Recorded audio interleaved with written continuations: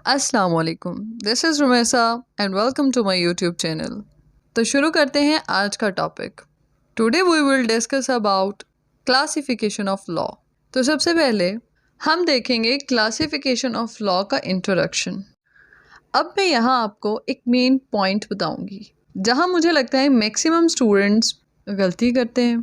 तो जब बात आती है इंट्रोडक्शन की, तो फॉर एग्जांपल है क्लासिफिकेशन ऑफ लॉ। तो इस वर्ड क्लासिफिकेशन को समझे बगैर स्टूडेंट्स क्या करते हैं? सो वर्ड क्लासिफिकेशन में मैक्सिमम स्टूडेंट्स क्या करते हैं? इंट्रोडक्शन तो आपने क्लासिफिकेशन का बताना है ना, लॉ का तो आप व्हाट इज लॉ में बता चुके हैं। सबसे पहले क्लासिफिकेशन का बताएं और उसके बाद लॉ का इंट्रोडक्शन बताएं। लेकिन मैक्सिमम स्टूडेंट्स क्या करते हैं, स्टार्टिंग से लिख देते हैं law is a set of rules and regulations, law made for betterment of society etcetera etcetera. अबे नहीं, ये नहीं बताना है, बल्कि आपको लॉ की क्लासिफिकेशन में तारीफ बतानी है। So now let's start our topic, introduction of classification of law. So classification का क्या मीन है? क्लासिफिकेशन का मतलब है फील्ड्स ऑफ लॉ, यानी कि लॉ की फील्ड्स या फिर लॉ को डिफरेंट ज्यूरिस्ट ने किस तरह कैटेगराइज किया है, या उस प्रोसेस के बारे में डिस्कस करना जिसमें आप किसी चीज़ की कैटेगरी को डिस्कस करते हैं। अब देखें, डिफरेंट कंट्रीज़ में डिफरेंट लीगल सिस्टम्स हैं जो कि डिफरेंट ज्यूरिस्ट ने अपने अपने स्टाइल से डिफ़ाइन किए हैं। तो सबसे पहले हम एग्जांपल लेते हैं कोड ऑफ हम्मुरबी। अब यहाँ सवाल ये पैदा होता है कोड ऑफ हम्मुरबी क्या है, बिकॉज जो बिगनर्स हैं उनको तो नहीं पता होगा। सो इंशाल्लाह कोड ऑफ हम्मुरबी क्या है इसके बारे में आपको अलग से डिटेल कंप्लीट वीडियो मिल जाएगी। सो बढ़ते हैं अपने टॉपिक की तरफ। इन शॉर्ट मैं आपको ये बताऊंगी कोड ऑफ हम्मुरबी में सारे रूल्स को स्कैटर्ड फॉर्म में दिया गया था, यानी कि उसके अंदर ही मैरिज के लॉज हैं, कॉन्ट्रैक्ट लॉज हैं, क्रिमिनल लॉज हैं। तो यहाँ जब ज्यूरिस्ट ने देखा कि सारे रूल्स को एक ही डॉक्यूमेंट में एक ही साथ दिया गया है, यानी कि मैरिज के रूल्स को, मोलैरिटी के रूल्स को किसी को भी इम्पोज करना होता ना तो मुश्किल होती। फिर डिफरेंट ज्यूरिस्ट ने सोचा कि इन रूल्स को डिफरेंट कैटेगरीज में डिफाइन किया जाए। तो उन्होंने क्या किया, जो सब एक ही तरह के रूल्स थे, यानी कि जो रूल्स प्रॉपर्टी से रिलेटेड है उनको एक साइड पे कर दिया, एक फील्ड में कैटेगराइज कर दिया। मैरिज के हैं तो उनको एक साइड पर। सो इस तरह अलग अलग करके सब रूल्स और लॉ को अलग अलग कैटेगरी में डिफाइन कर दिया गया। यानी कि कॉन्ट्रैक्ट से रिलेटेड है तो रूल्स की अलग कैटेगरी बना दी, मैरिज से है तो उनकी अलग बना दी। इनको अलग अलग कैटेगरी में डिफ़ाइन करने का मकसद सिर्फ ये था कि जो लॉ से रिलेटेड लोग हैं उनको ईजीली समझ आ सके। सो लॉ को कैसे डिफ़ाइन किया गया, क्लासिफिकेशन उसको समझने का एक ज़रिया है। सो अब मैं आपको चार्ट की सूरत में क्लासिफिकेशन समझाऊंगी। सो जैसे कि हमें चार्ट में देखने को मिलता है, लॉ को फर्दर नेक्स्ट 2 ग्रुप्स में क्लासिफाई कर दिया गया है, जिसमें एक है इंटरनेशनल लॉ और second one is municipal law. Municipal law को हम स्टेट लॉ, नेशनल लॉ भी कह सकते हैं। सो इस तरह आप देख सकते हैं कि म्युनिसिपल लॉ को भी आगे 2 ग्रुप्स में क्लासिफाई कर दिया गया है, जिसमें एक है पब्लिक लॉ और एक है प्राइवेट लॉ। ऐसे ही इंटरनेशनल लॉ को भी 2 ग्रुप्स में क्लासिफाई किया गया है, जिसमें पब्लिक इंटरनेशनल लॉ और प्राइवेट इंटरनेशनल लॉ। आगे फर्दर उनकी काइंड्स हैं जिनको हम एक एक करके डिस्कस करेंगे। एक एक करके डिस्कस करने के साथ मैं आपको बताती चलूँ कि हाफ ग्रुप्स ऑफ क्लासिफिकेशन को इस वीडियो में डिस्कस किया जाएगा और हाफ को नेक्स्ट वीडियो में डिस्कस किया जाएगा इंशाल्लाह। सो सबसे पहले मैं आपको बताती चलूँ कि इंटरनेशनल लॉ क्या चीज़ है। इंटरनेशनल लॉ एक ऐसा लॉ है जो 2 या 2 से ज़्यादा स्टेट के ताल्लुकात को डील करता हो और 2 स्टेट के दरमियान लीगल रिलेशंस को रिप्रेजेंट करता हो।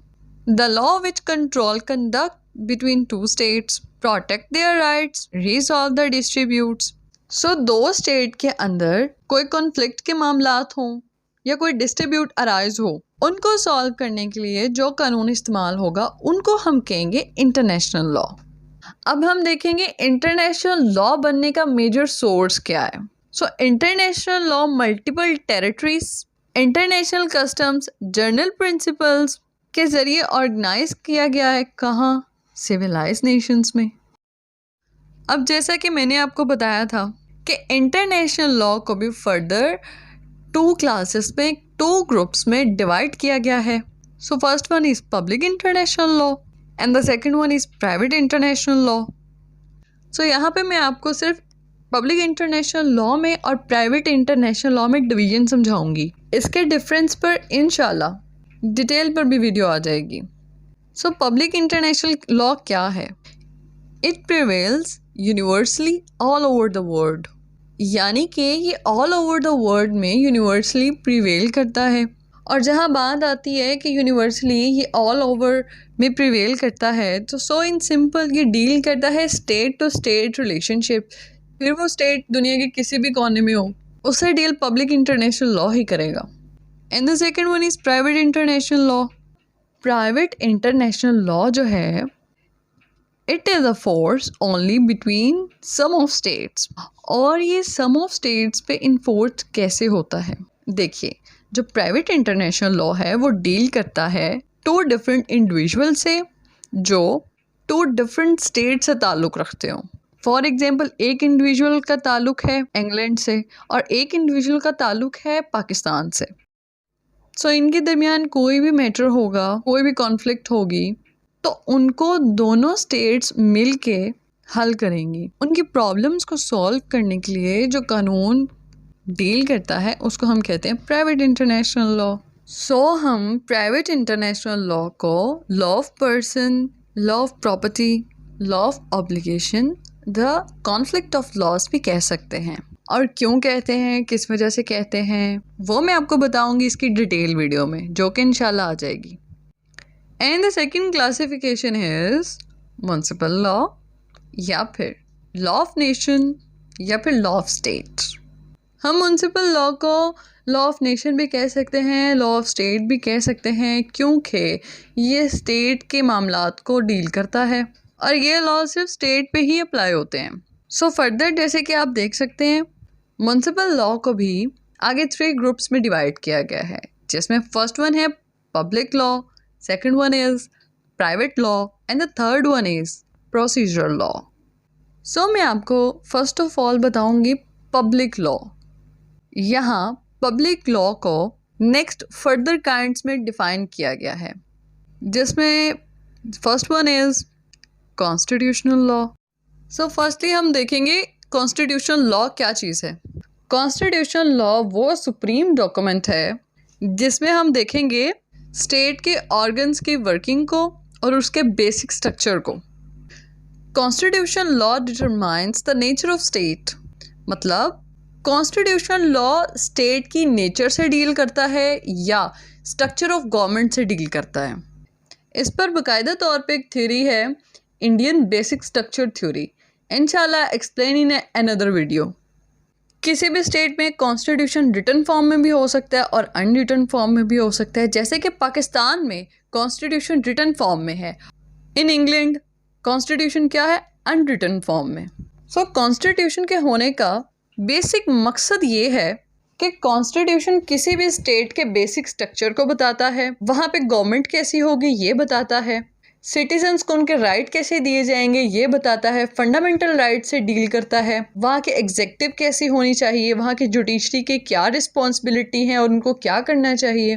कॉन्स्टिट्यूशन इन सारे फंक्शंस से डील करता है। Now in modern time there is a tendency to adopt written constitution because in many countries, many states, we come to know about written constitutions. अब next है administrative law. So administrative law क्या है? Administrative law वो law है जो deal करती है people administrative से, यानी structure of power से, function of organ से, and the limits of their powers, methods, procedures followed by them in exercising their powers and functions। यानी कि फंक्शन ऑफ ऑर्गन्स कौन है, स्ट्रक्चर्स ऑफ पावर्स कौन है। सो कि वो लोग हैं जो गवर्नमेंट ऑफिशियल्स हैं, यानी कि अगर किसी गवर्नमेंट ऑफिशियल पे करप्शन का केस है या वो करप्शन में इन्वॉल्व है तो उसे एडमिनिस्ट्रेटिव लॉज डील करेंगे। सो नेक्स्ट पब्लिक लॉ की जो डिवीजन है वो है criminal law. So criminal laws define offences and prescribes punishments from them. Criminal law is necessary for the maintenance of order and peace within state. The state initiates the proceeding against the offender. So इसका मतलब है criminal law में एक side पे individual होगा और another side पे कौन होगी? स्टेट। तो मैं आपको बताती चलूँ, क्रिमिनल केसेस में हमेशा स्टेट ही केस को ऑन करती है। बेशक बंदा आपका मर गया हो, लेकिन ये जो केस है ना, स्टेट के ज़रिए ही लड़ा जाएगा। फॉर एग्ज़ाम्पल, अगर हम किसी क्रिमिनल कोर्ट्स के बाहर खड़े हों तो वहाँ आवाज़ कैसे लगती है? वो कहेंगे मोहम्मद बशीर बनाम सरकार। तो मोहम्मद बशीर तो उसका नाम आ गया ना, बनाम सरकार से क्या मुराद है? बनाम सरकार से मुराद है स्टेट। सो इसमें ये जो कंप्लेनेंट है ना, वो स्टेट होगी, आप नहीं होंगे। और क्रिमिनल केसेस में इन्वॉल्व होते हैं पब्लिक प्रोसिक्यूटर्स। और सवाल ये, पब्लिक प्रोसिक्यूटर्स क्या होते हैं? सिंपल लॉयर्स होते हैं, एडवोकेट्स होते हैं, क्या होते हैं? इसके बारे में डिटेल इन्फॉर्मेशन जानने के लिए आप मेरे चैनल पे दी गई वीडियो लीगल टर्म्स पे क्लिक करके कंप्लीट डिटेल इन्फॉर्मेशन जान सकते हैं। कोर्ट में कौन कौन से टर्म्स यूज़ होती हैं, सारी ब्रीफली एक्सप्लेन्ड है उधर। सो नेक्स्ट, पब्लिक लॉ की जो डिवीजन है वो है लेबर्स लॉ। अब आप सोच रहे होंगे लेबर्स लॉ क्यों? सो इसमें कहा जाता है लेबर्स के जितने भी राइट्स होते हैं, जो लेबर्स के यूनियन के सारे मामलात होते हैं, वो सारी स्टेट की रिस्पॉन्सिबिलिटी होती है। The state is responsible to fulfil all rights of labours. जैसे कि इसमें पाकिस्तान के कॉन्स्टिट्यूशन में फैक्ट्रीज एक्ट है, वर्कमैन एक्ट है, और इसमें डिटेल से बताया गया है जो लेबर है, जो वर्कर है, उसकी एज कितनी होनी चाहिए, उसके वर्किंग आवर्स कितने होने चाहिए, सैलरी एट्सेट्रा एट्सेट्रा, सब कुछ जो है मेंशन किया गया है। इसके बाद नेक्स्ट आ जाता है टैक्सेशन लॉ। अब टैक्सेशन लॉ भी पब्लिक लॉ की एक काइंड है, बिकॉज टैक्स कलेक्ट करना भी स्टेट की रिस्पॉन्सिबिलिटी है। Because the state is responsible about collecting tax and maintain all about taxation system. जैसे कि स्टेट ही टैक्स के रिस्पॉन्सिबल है, वैसे स्टेट ही पब्लिक से जो है टैक्स कलेक्ट करती है। जैसे कि पाकिस्तान में 75 टाइप्स के टैक्स इम्पोज किए गए हैं और सिर्फ टैक्सेस पे 37 एजेंसीज काम कर रही हैं। सो यहाँ जो मैंने आपको सारी डिवीजन्स बताई हैं पब्लिक लॉज की, सो आई होप आप बहुत इजीली इस चीज़ को समझ गए होंगे कि जैसे कि मैंने शुरू में बताया था कि पब्लिक लॉ वो लॉ होता है जहाँ पे एक साइड पे स्टेट होती है और दूसरी साइड पे कौन होता है? इंडिविजुअल।